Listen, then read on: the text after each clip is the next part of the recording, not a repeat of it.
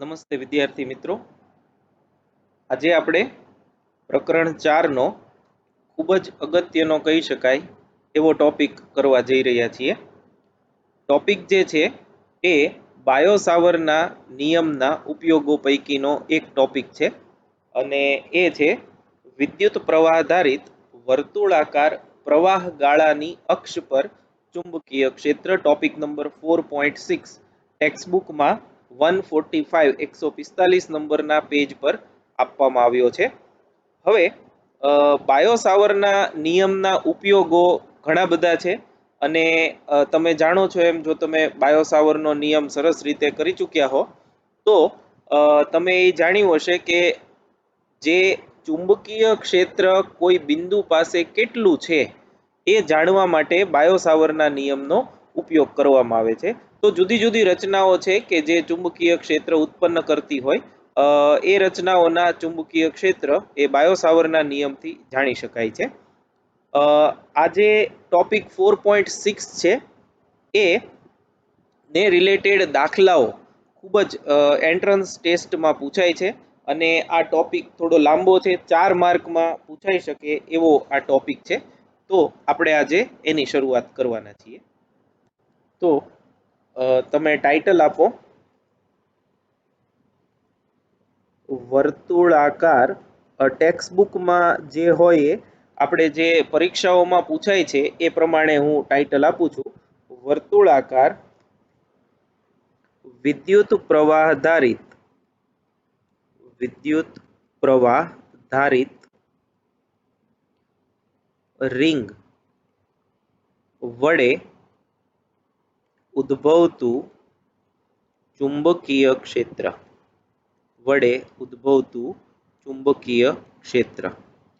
આ બાયોસાવરના નિયમનો પહેલો ઉપયોગ છે. આપણે સામાન્ય રીતે બાયોસાવરના નિયમની મદદથી સુરેખ વિદ્યુત પ્રવાહધારિત તાર વડે ઉદ્ભવતું ચુંબકીય ક્ષેત્ર કે જે અનંત લંબાઈનો હોય એના વિશે પણ જાણી શકાય. અને સોલેનોઇડ અને ટોરોઇડ એ પણ આમાં આવે છે, પણ આપણી ટેક્સ્ટબુકમાં ફક્ત બાયોસાવરના નિયમના ઉપયોગોમાં એક જ ટોપિક છે અને એ આ છે, વર્તુળાકાર રિંગ વડે ઉદ્ભવતું ચુંબકીય ક્ષેત્ર. તો પહેલા આપણે એક રિંગ છે એ ધ્યાનમાં લઈએ. તો આ ધારો કે વિદ્યુત પ્રવાહધારિત રિંગ છે. તો વિદ્યુત પ્રવાહધારિત રિંગ, તમે સાથે દોરતા જજો અને સમજતા પણ જજો. આ રિંગમાં વિદ્યુત પ્રવાહ જે છે એ આમ વહે છે. આ રિંગમાંથી પસાર થતો વિદ્યુત પ્રવાહ I. આ રિંગની અક્ષ જે છે એને આપણે આમ લઈએ. આ રિંગનું કેન્દ્ર છે, કેન્દ્રને આપણે નામ આપી દઈએ O, અને O પાસેથી આપણે અક્ષો લઈએ. તો આ જે છે એ રિંગની અક્ષ થઈ, એ ધારો કે X અક્ષ છે. આ ઊભી જે છે એ Y અક્ષ થશે, એટલે કે રિંગ XY સમતલમાં છે. અને આ જે છે એ Z થશે. એ ન લખો તો પણ ચાલે, મુખ્ય જે છે એ રિંગની અક્ષ છે. આ રિંગની અક્ષ પર ધારો કે આ બિંદુ P છે અને આપણું કામ છે આકૃતિમાં દર્શાવેલ વિદ્યુત પ્રવાહધારિત રિંગની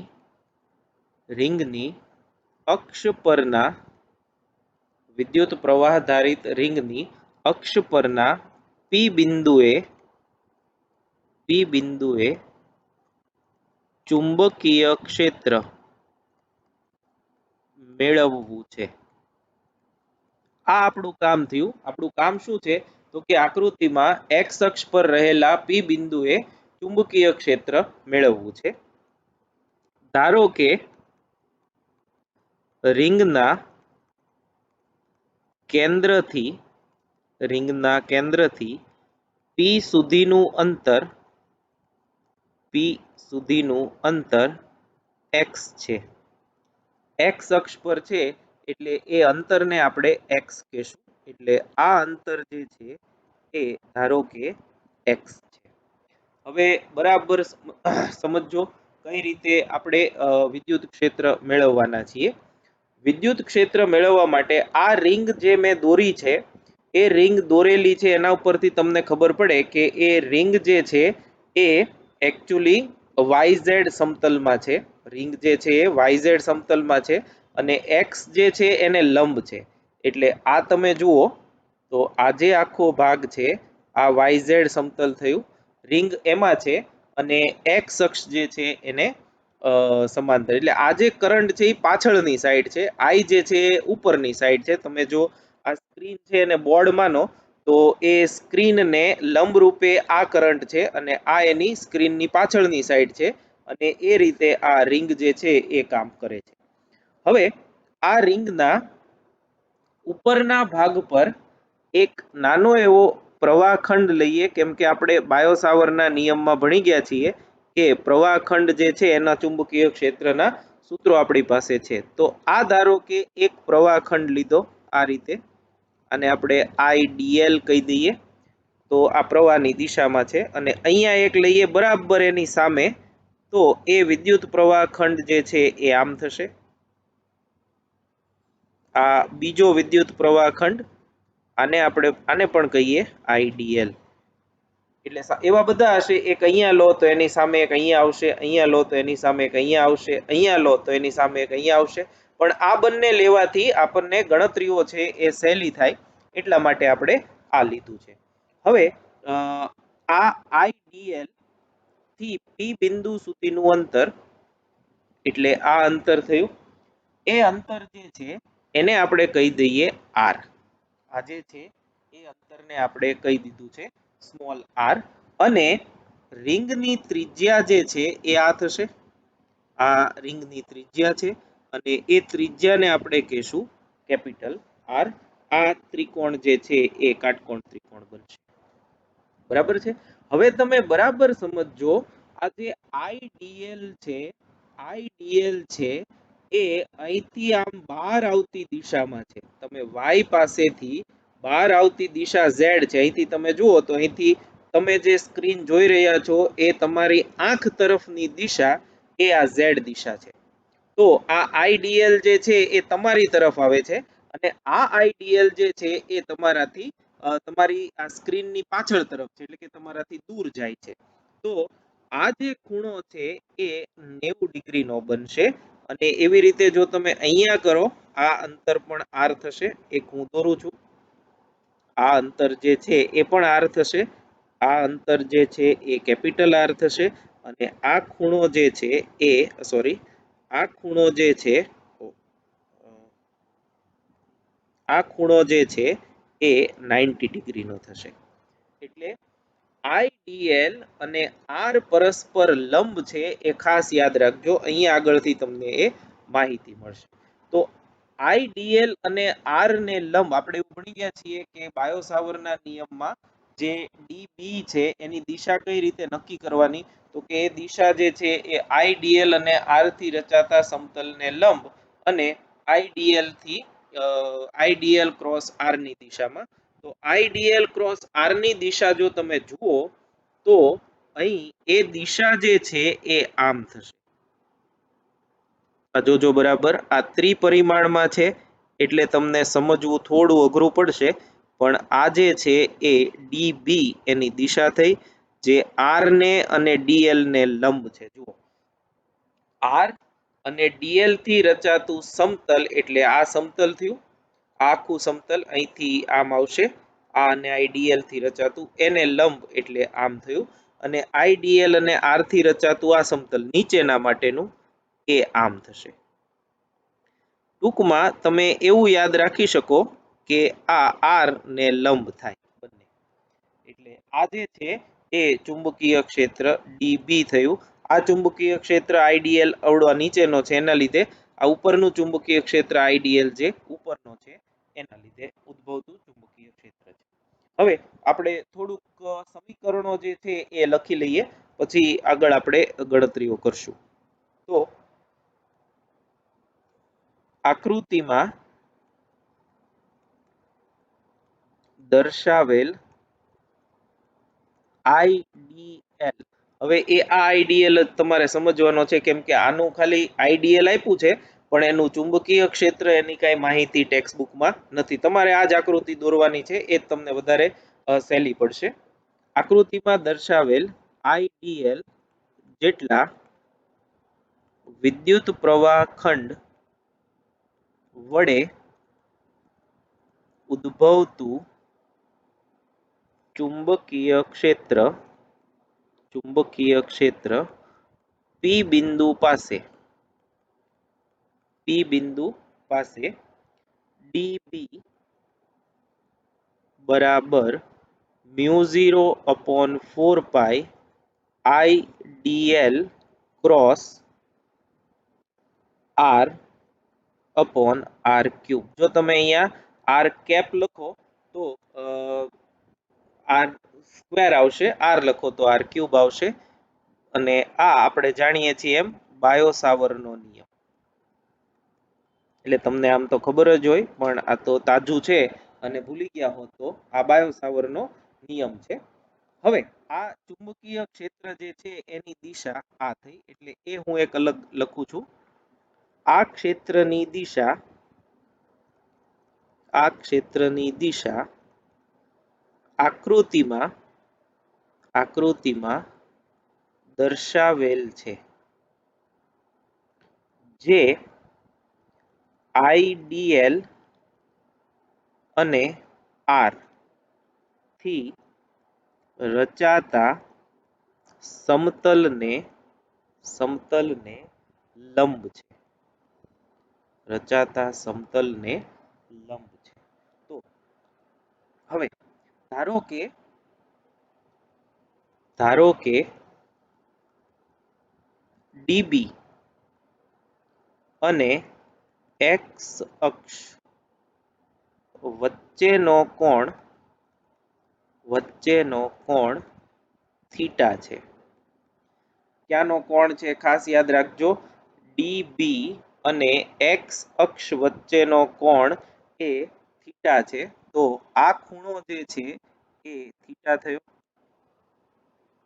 આ ખૂણો એ થીટા થયો, બરાબર છે. તો ડીબી ના પરસ્પર બે લંબ ઘટકો લઈએ આપણે. ડીબી ના પરસ્પર લંબ એવા બે ઘટકો લઈએ તો એક ઘટક આમ આવશે, આ ઘટક છે એ છે ડીબી કોસ થીટા, અને એક ઘટક આમ આવશે, આ બીજો ઘટક, અને એ છે ડીબી સાઇન થીટા. બરાબર છે. ડીબી સાઇન થીટા અને ડીબી કોસ થીટા એ ડીબી ના બે પરસ્પર લંબ હોય એવા ઘટકો થયા. હવે એક હું નીચેનું પણ કરી દઉં, જેથી કરીને તમને સમજવું છે એ ખૂબ સહેલું પડશે. આ જે છે એ થીટા, ડીબી અને એક્સ અક્ષ વચ્ચેનો ખૂણો એટલે આ થીટા, એના પરસ્પર લંબ એવા બે ઘટકો લઈએ તો એક ઘટક આ તો આમ જ આવશે, સેમ ડીબી કોસ થીટા, અને બીજો ઘટક આમ આવશે, આ ઘટક છે એ છે ડીબી સાઇન થીટા. બરાબર છે. હવે તમે જોઈ શકો છો કે આ ઘટકોમાંથી ડીબી કોસ થીટા ઘટક જે છે બંનેનો, આ ડીબી કોસ થીટા અને આ ડીબી કોસ થીટા એ બંને એક જ દિશામાં છે, પણ ડીબી સાઇન થીટા છે એ પરસ્પર વિરુદ્ધ દિશામાં છે. જો આ ડીબી સાઇન થીટા, આ ડીબી સાઇન થીટા, તો આ બંને એકબીજાને કેન્સલ કરે.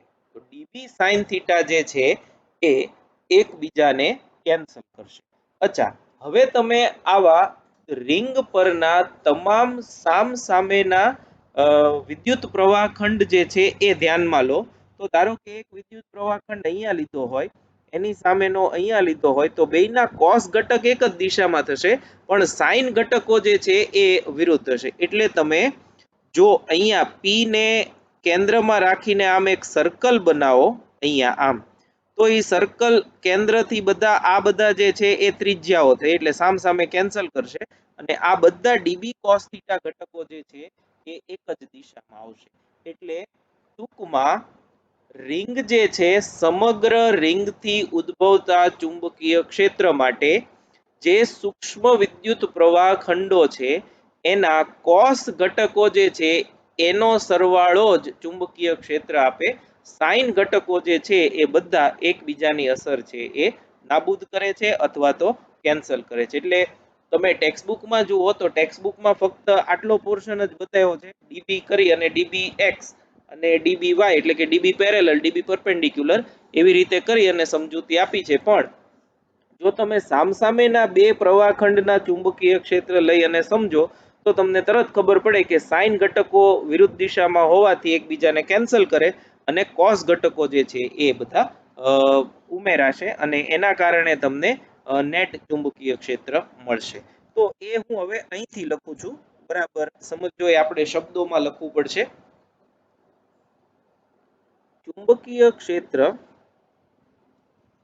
ચુંબકીય ક્ષેત્ર ડીબી ના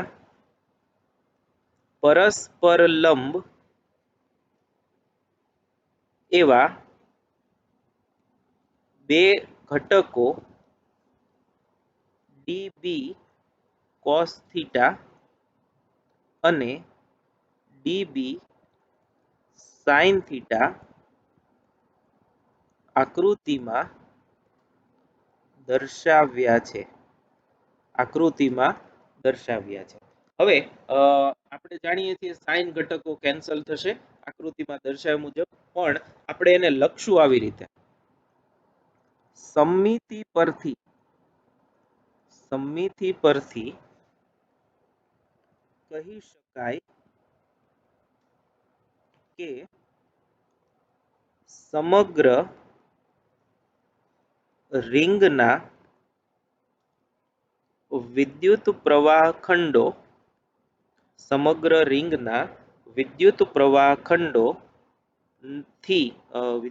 ખંડોથી ઉદ્ભવતા ચુંબકીય ક્ષેત્રના સાઇન ઘટકો, આવું જ્યારે લખો ત્યારે સાઇન આખું લખવાનું, સાઇન ઘટકો સમાન મૂલ્યના અને પરસ્પર વિરુદ્ધ દિશાના હોવાથી તેઓ એકબીજાની અસર નાબૂદ કરે છે. જ્યારે કોસાઇન ઘટકો એક જ દિશામાં, અને એ તમે જુઓ છો એ અક્ષની દિશામાં છે, એક જ દિશામાં હોવાથી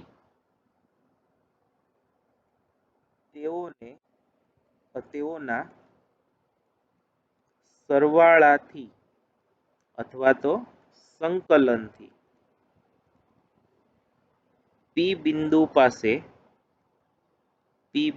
પાસે કુલ ચુંબકીય ક્ષેત્ર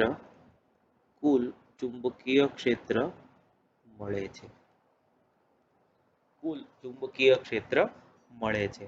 હવે બરાબર સમજજો, આ જે છે એ લખવું ખૂબ જરૂરી છે. મેં તમને પહેલા કીધું એમ આ પ્રશ્ન જે છે એ 3 થી 4 માર્કના લાંબા પ્રશ્નોમાં પૂછાઈ શકે એવો અગત્યનો પ્રશ્ન છે. આ ચેપ્ટરમાં 3-4 એવા પ્રશ્નો છે કે જે તમને લાંબા પ્રશ્નોમાં પૂછાઈ શકે છે. તો ફરીથી અહીં સુધીનું જે હવે બધું આની પછી જે આપણે કરીએ છીએ એ ફક્ત ગણતરી જ છે, એટલે એમાં બહુ વાર નહીં લાગે, પણ આ જે છે એ સમજવું ખૂબ જરૂરી છે. તો જુઓ, ફરીથી આપણે જોઈએ. આ એક રિંગ છે વિદ્યુત પ્રવાહધારિત. આ વિદ્યુત પ્રવાહધારિત રિંગથી ઉદ્ભવતું ચુંબકીય ક્ષેત્ર આપણે અક્ષ પરના કોઈ બિંદુએ ગોતવું છે કે જેનું કેન્દ્રથી અંતર x જેટલું હોય. તો આ માટે આપણે બાયો સાવરનો નિયમનો ઉપયોગ કરીએ તો એના માટે વિદ્યુત પ્રવાહ ખંડની જરૂર પડશે. તો IDL જેટલા વિદ્યુત પ્રવાહ ખંડથી ઉદ્ભવતું ચુંબકીય ક્ષેત્ર P બિંદુ પાસે બાયો સાવરના નિયમથી આપી શકાય.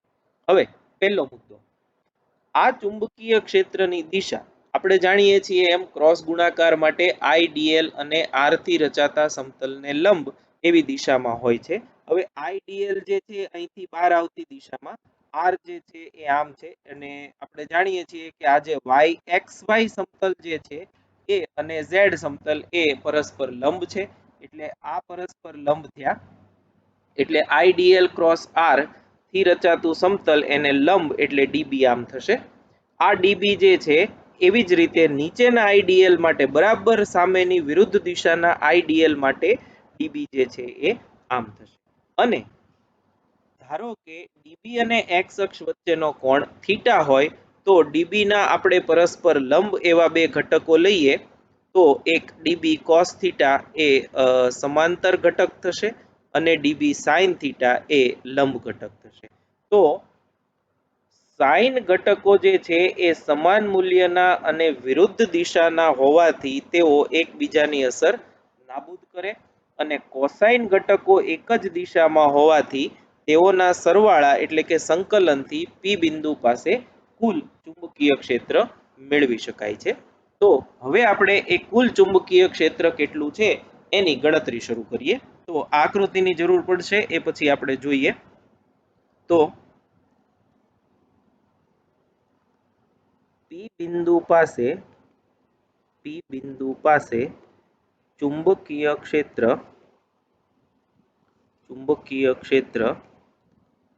એ થશે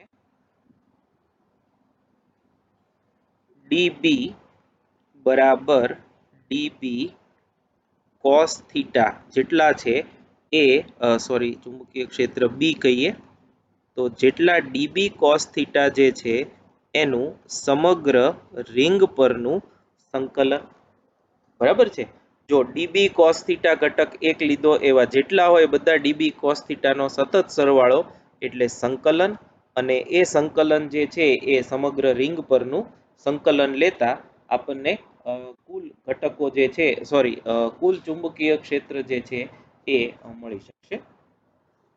તો એના માટે ડીબી આને આપણે પરિણામ નંબર 1 કહી દઈએ.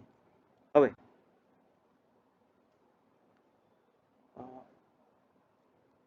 ડીબી બરાબર મ્યુ 0/4 પાઈ IDL R સાઇન, હવે આપણને ખબર છે આ 90 ડિગ્રી થશે, ડિવાઇડેડ બાય આર ક્યુબ બરાબર મ્યુ 0/4 પાઈ IDL અપોન આર સ્ક્વેર.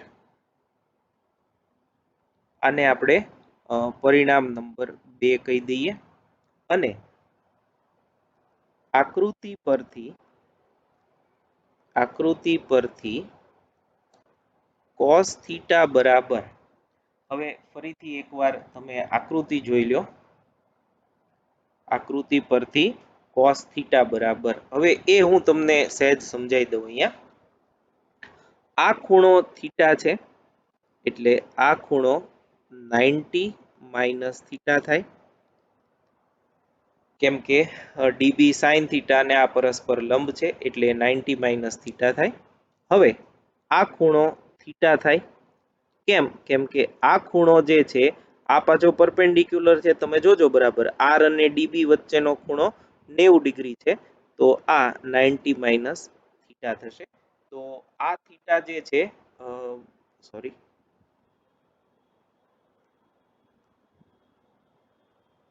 આ ખૂણો જે છે એ થીટા થશે. આ થીટા ફરીથી લખું, આ ખૂણો જે છે એ થીટા થશે. કેવી રીતે સમજાવું? જો આ ખૂણો થીટા હોય તો આ ખૂણો થીટા થાય. ફરીવાર સમજાવી દઉં, આ થીટા, આ 90, તો આ ચેકી નાખું છું, તો આ જે છે એ આ ખૂણો 90 માઇનસ થીટા થશે. આ 90 માઇનસ થીટા હોય, આ આખો પાછો 90 છે, બરાબર છે, આ 90 માઇનસ થીટા, આ 90 છે, તમે જુઓ છો એમ. તો આ જે છે આની જરૂર નથી આમ તો અત્યારે, એટલે આ અહીં કાઢી નાખો. તો આ જે છે એ 90 માઇનસ થીટા થયો, આ 90 છે તો આ સ્વાભાવિક છે થીટા થાય, આ 90 માઇનસ થીટા અને આ ખૂણો 180 ડિગ્રી થાય આખું સર્કલ ફેરવો એટલે. એટલે ટૂંકમાં એટલું યાદ રાખો કે જો આ ખૂણો થીટા હોય તો આ ખૂણો થીટા થાય. અને આ કાટકોણ ત્રિકોણમાં cos થીટા તમે જો લખો તો સામેની બાજુ પાસેની બાજુ r ના છેદમાં કર્ણ સ્મોલ r, r ના છેદમાં સ્મોલ r એમ થશે. તો આકૃતિ પરથી cos થીટા જે છે એ થશે કેપિટલ R પાસેની બાજુ છેદમાં સ્મોલ r એટલે કે કર્ણ. પાસેની બાજુના છેદમાં કર્ણ મેં તમને ઉપર સમજાવ્યું એ મુજબ. સમીકરણ નંબર 3. તો હવે cos થીટા આપણે અહીંયા મેળવી લીધું અને db મેળવી લીધું એટલે બંનેની કિંમત મૂકી દઈએ. તો સમીકરણ 2 અને 3 ની કિંમત સમીકરણ 1 માં મૂકતા b બરાબર સંકલન સમગ્ર રિંગ પરનું, db એ છે મ્યુ 0 I dl અપોન 4 pi r square into cos theta એ છે capital R upon small r બરાબર સંકલન સમગ્ર રિંગ પરનું mu 0 I dl r divided by 4 pi r square into r એટલે r ક્યુબ. આને આપણે કહી દઈએ પરિણામ નંબર 4. હવે આપણે તો તમને આ એક યાદ રાખજો. હવે પાછી આકૃતિ જોઈએ. હવે આપણું પહેલું સ્ટેટમેન્ટ જુઓ. આપણે શું કરવું છે, આકૃતિમાં દર્શાવેલ વિદ્યુત પ્રવાહધારિત રિંગની અક્ષ પરના P બિંદુએ ચુંબકીય ક્ષેત્ર મેળવવું છે અને P બિંદુનું કેન્દ્રથી અંતર x છે. એટલે આપણો જવાબ જે છે એ x ના સ્વરૂપમાં આવવો જોઈએ, r ના સ્વરૂપમાં ન આવવો જોઈએ. કેમ કે સ્મોલ r જે છે એ આપણે મેળવી શકતા નથી. ત્રિજ્યા રિંગની ખબર હોય અને અંતર ક્યાં ગોતવું છે ચુંબકીય ક્ષેત્ર એ ખબર હોય એટલે આપણે સેમ આ જ કાટકોણ ત્રિકોણ પરથી આ કાટકોણ ત્રિકોણ આવશે, આખો કાટકોણ ત્રિકોણ અહીંયા હું આજે કરું છું, આ આખો કાટકોણ ત્રિકોણ. આમાં પાયથાગોરસનું પ્રમેય લગાડીએ તો r સ્ક્વેર બરાબર x square plus capital R square થશે આ, અને આના પરથી r બરાબર x square plus r square raise to 1/2 આવું થયું. એટલે under root x square plus r square પાયથાગોરસના પ્રમેય પરથી. તો એ હું આપણે અહીંયા મૂકવું પડશે એટલે એ લખું છું. આકૃતિમાં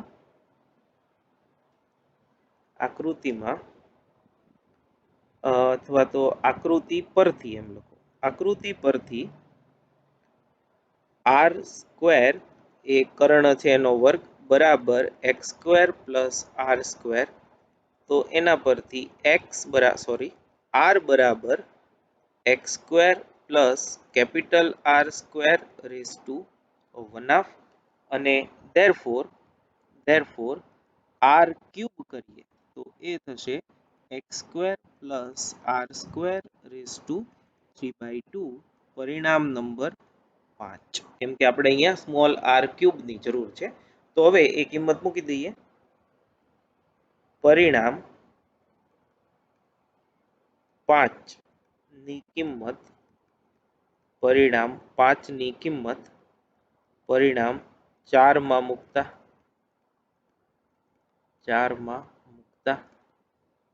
b બરાબર સંકલન સમગ્ર રિંગ પર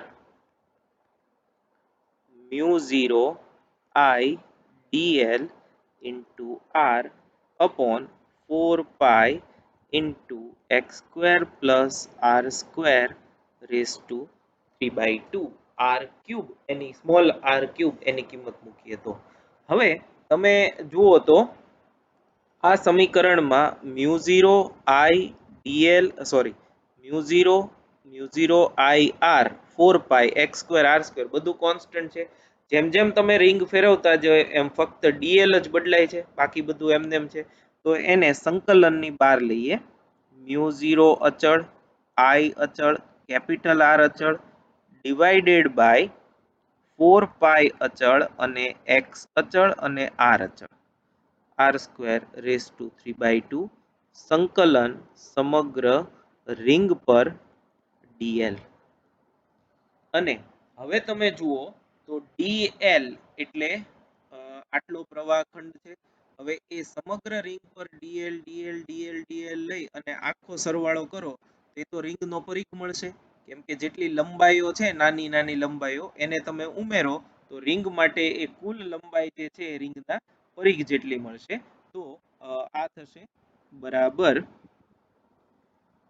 mu 0 I r upon 4 pi x square plus r square raised to 3/2 into આ જે સંકલન છે, આ જે સમગ્ર રિંગ પરનું સંકલન dl થયું એ થશે રિંગનો પરિઘ.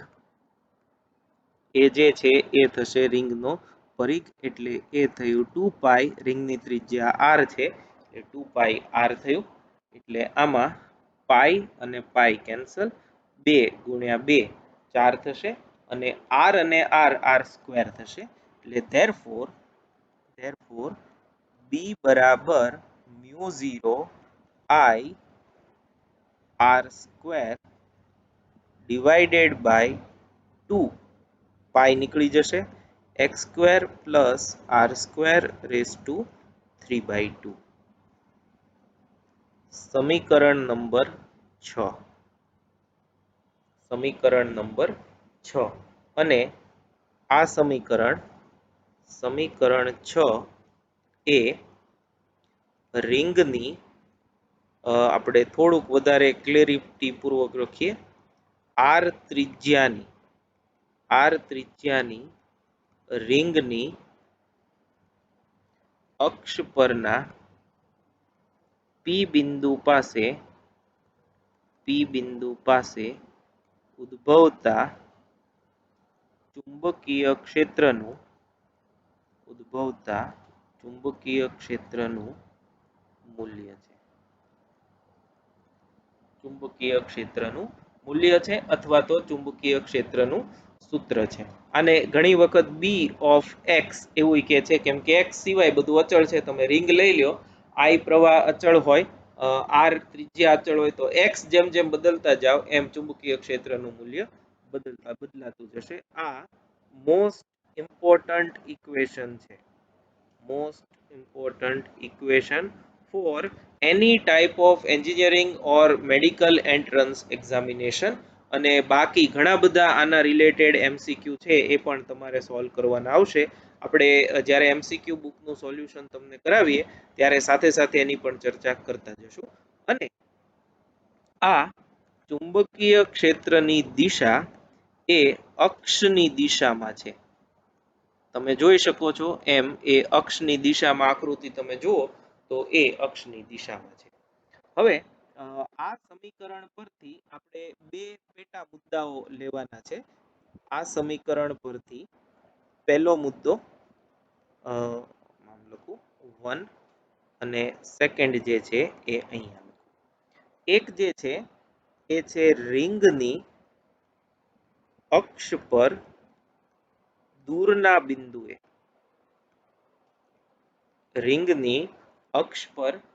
બિંદુએ, એટલે કે x very greater than r હોય એવા કિસ્સામાં.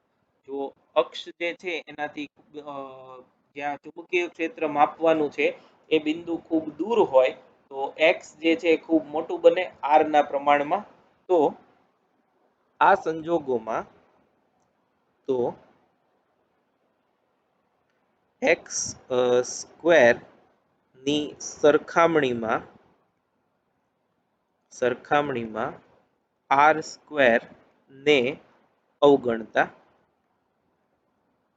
કેમ કે r ખૂબ નાનું બને, ધેરફોર ચુંબકીય ક્ષેત્ર બી ઓફ એક્સ ખૂબ દૂરના બિંદુએ, તો આ નીકળી જશે એક્સ સ્ક્વેર રેસ ટુ 3/2 એટલે એક્સ ક્યુબ થશે, તો એ થશે mu 0 I R square upon 2x cube.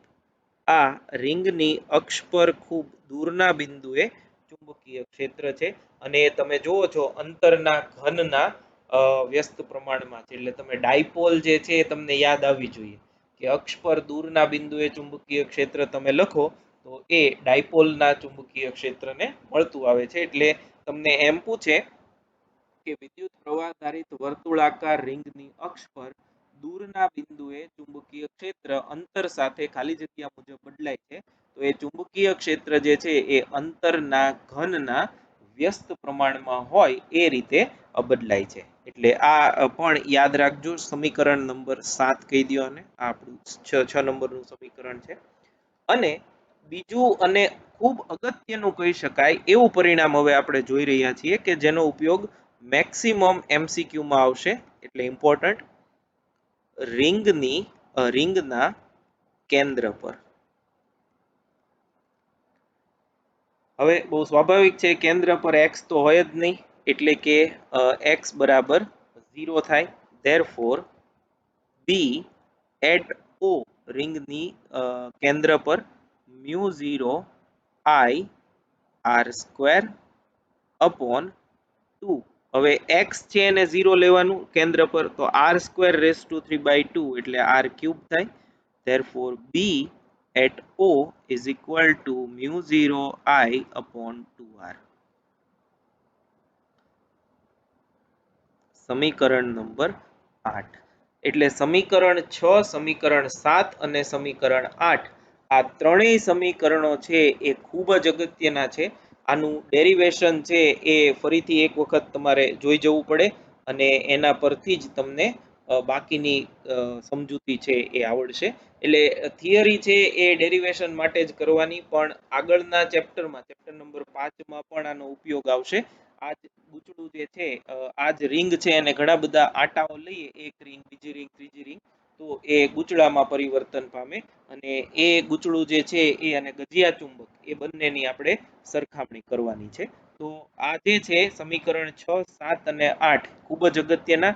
કેવી રીતે આવ્યા એના માટે બાયો સાવરનો નિયમ, આકૃતિ પરથી ચુંબકીય ક્ષેત્ર, એ બધું તમારે ફરીથી એક વખત જોઈ જવું પડશે તો જ તમને સમજાશે. બીજું એક ચુંબકીય ક્ષેત્રની દિશા કઈ રીતે નક્કી કરવી રિંગ વડે ઉદ્ભવતા, આ તો અક્ષને એક્સ વાય ઝેડ અક્ષો ને એવું બધું આપણે આપ્યું છે, પણ અધરવાઇઝ ચુંબકીય ક્ષેત્રની દિશા પ્રવાહ જે રીતે વહે છે એના પરથી કેમ નક્કી કરવી એ પણ હું તમને સમજાવીશ. એ જે તમને મટીરિયલ આજે આપવામાં આવ્યું છે એ મટીરિયલમાં જ એનો ઉલ્લેખ છે, એટલે એની સાથે તમને ખબર પડી જશે. હવે જે મટીરિયલ આપ્યું છે એ આપણે ઝડપથી જોઈ જઈએ. પ્રશ્ન કંઈક આવો છે: બાયો સાવરના નિયમની મદદથી વિદ્યુત પ્રવાહ ધારિત પ્રવાહ વર્તુળાકાર પ્રવાહ ગાળા રિંગ ની અક્ષ પર ચુંબકીય ક્ષેત્રનું સૂત્ર તારવો. તો આ આકૃતિ જે મેં તમને સમજાવી એની એક દોરેલી છે રિંગ છે. એક ડીએલ અહીંયા લીધો છે, એક ડીએલ અહીંયા છે. રિંગની ત્રિજ્યા આર, એક્સ અંતરે આપણે ચુંબકીય ક્ષેત્ર મેળવવું છે, આ અંતર સ્મોલ આર. આ ચુંબકીય ક્ષેત્રની દિશા, એના બે ઘટકો ડીબી કોસ, ડીબી સાઇન. આ નીચેનાથી ઉદ્ભવતું ચુંબકીય ક્ષેત્ર, એના બંને ઘટકો અને એની સમજૂતી. તમારે એક્ઝામમાં પણ આ જ આકૃતિ દોરવાની છે. ભલે ટેક્સ્ટબુકમાં અડધી આકૃતિનો આ સેક્શન નથી આપ્યો, પણ તમારે આપણી ટેસ્ટ હોય રૂટીન કે એક્ઝામ હોય બોર્ડની, એમાં પણ આ જ આકૃતિ દોરવાની છે. અહીંયા ડિસ્ક્રિપ્શન જે છે એ અને ડેરિવેશન એ હું ફરીવાર નથી કરાવતો, એ તમે વાંચશો એટલે તમને ખબર પડી જશે. મોટા ભાગે આ કેલ્ક્યુલેટિવ ક્વેશ્ચન છે, એટલે ડીબી ના બે ઘટકો, ખાસ તો ડીબી પરપેન્ડિક્યુલર અને પેરેલલ, એ એક્સ દિશામાં અને એક એક્સ ને લંબ દિશામાં, આ બધા છે એનો પરિણામ શૂન્ય મળે અને આનું પરિણામ કુલ ચુંબકીય ક્ષેત્ર આપે. એટલે કુલ ચુંબકીય ક્ષેત્ર આ થયું. આ સમગ્ર રિંગ માટે આ બંધ ગાળાનું સંકલન લીધેલું છે. આ બાકીનું મેથેમેટિક્સ છે એ તમે જોઈ જજો. આ આપણું ફાઇનલ ચુંબકીય ક્ષેત્રનું સૂત્ર થયું. એક્સ અક્ષની દિશામાં છે એટલે અહીંયા આગળ આપણે આઈ કેપ એવું લખેલું છે. હવે આ જે છે આટલો સેક્શન આ મોસ્ટ ઇમ્પોર્ટન્ટ છે. જો તમને દિશાઓની સમજૂતી નહીં હોય તો તમે દાખલાઓમાં માઇનોર મિસ્ટેક કરી અને માર્ક ગુમાવશો. એટલે ફરીથી આ પણ જોઈ જજો. આની સાથે આજના જ લેક્ચર માટે એક્સ્ટ્રા તમારે જો પ્રેક્ટિસ કરવી હોય તો એની વિડીયો બીજા યુટ્યુબના વિડીયોની લિંક પણ મૂકેલી છે, એ પણ તમે જોઈ જજો, જેથી કરીને તમને દિશાની ખાસ તો સમજૂતી છે એ ચોક્કસ મળે. તો જુઓ, આ વર્તુળાકાર રિંગ છે, એમાં આમ પ્રવાહ વહે છે. તો જમણા હાથની આંગળીઓને વિદ્યુત પ્રવાહની દિશામાં વાળતા અંગૂઠો જે દિશામાં રહે તે દિશા ચુંબકીય ક્ષેત્રની દિશા હોય છે. તો જુઓ, ફરીથી આપણે જોતા જઈએ. વર્તુળાકાર તાર ને લીધે ઉદ્ભવતા વર્તુળાકાર તાર નહીં આવે, સોરી, રિંગ આવશે. વર્તુળાકાર રિંગના લીધે ઉદ્ભવતી ચુંબકીય ક્ષેત્ર રેખાઓ આકૃતિમાં દર્શાવ્યા મુજબ બંધ ગાળો રચે છે. ચુંબકીય ક્ષેત્રની દિશા જમણા હાથના અંગૂઠાના નિયમ વડે દર્શાવાય, જે નીચે મુજબ છે. જમણા હાથની મુઠ્ઠી વર્તુળાકાર તારની ફરતે એવી રીતે વાળો કે જેથી તમારી આંગળીઓ વિદ્યુત પ્રવાહની દિશામાં હોય. તો જમણા હાથનો અંગૂઠો જે દિશામાં હોય એ ચુંબકીય ક્ષેત્રની દિશા છે. આ ફરીથી તમને કહું કે વેરી વેરી વેરી ઇમ્પોર્ટન્ટ. આ જો દિશાની સમજૂતી નહીં હોય તો તમે ખૂબ જ હેરાન થશો, અને એ જ્યારે કોમ્પ્લિકેટેડ એક કરતાં વધારે રિંગના પ્રોબ્લેમ હોય, 2 કે 3 રિંગ આપી હોય, અલગ અલગ દિશામાં પ્રવાહ પસાર થતા હોય, અલગ અલગ સમતલમાં રિંગો આપેલી હોય, ત્યારે તમે એની ગણતરી છે સહેલાઈથી નહીં કરી શકો. તો બહુ સહેલું છે, અઘરું છે નહીં. જે દિશામાં પ્રવાહ હોય એ દિશામાં જમણા હાથની આંગળીઓ વાળવાની, અંગૂઠો જે દિશામાં વધે એ દિશા જે છે એ ચુંબકીય ક્ષેત્રની દિશા થઈ. ત્યારબાદ એક તમને અલગ આવો પ્રશ્ન પૂછી શકે કે ચુંબકીય ક્ષેત્રનું અક્ષ પરનું સૂત્ર લખો અને તેના ખાસ કિસ્સાઓ જણાવો. ઘણીવાર એવું પૂછે છે. ખાસ કિસ્સાઓ ન શબ્દ વાપરવો હોય તો એ સૂત્ર પરથી રિંગના કેન્દ્ર અને અક્ષ પરના દૂરના બિંદુએ ચુંબકીય ક્ષેત્રના સૂત્રો મેળવો. તો એ આપણે જે છેલ્લે કરાયું એ કેન્દ્ર માટે x0 લેવાનું અને દૂરના બિંદુ માટે x very greater than r. તો આ અને આ બે સમીકરણો તમને મળશે. એ અલગ પ્રશ્ન તમને પૂછે તો એના માટે એ ગણતરી કરવાની છે. તો આ ટોપિક આજે અહીંયા આપણે પૂરો કરીએ છીએ. આવતા વખતે જે આની પછીનો ટોપિક છે એમ્પિયરનો સર્કિટલ નિયમ, એ જોશું અને અમુક રિંગના દાખલાઓ છે એનો અભ્યાસ કરશું. Thank you very much.